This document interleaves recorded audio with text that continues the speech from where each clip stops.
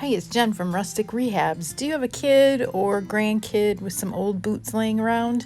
I'm here to show you a quick 2-minute craft to take those adorable little boots and turn them into outdoor decor. Stick around. So I've got a couple of little kids' boots here, a couple of pairs that I found at, I don't know, a rummage sale or Goodwill. They're a little worn out.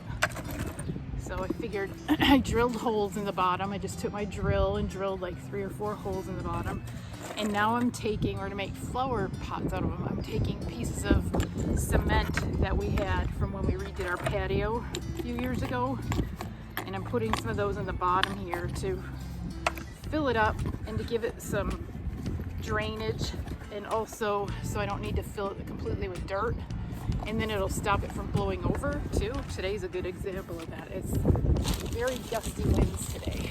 So I'm going to take potting mix, stuff that in there, leave a little room for my flowers. I bought these tiny daffodils, which I think are just adorable, and pop them out.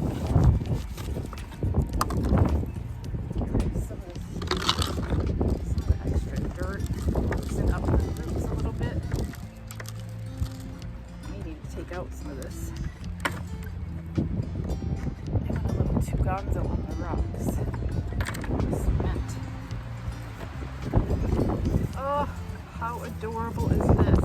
Now the daffodils won't last all summer, so we'll have to plant something else. But in Wisconsin in spring, which is only May 1st, it gets cold still, so we got to work with our spring flowers. And they can also take this and plant the bulbs again and use it again. So how's that for a quick 2-minute craft?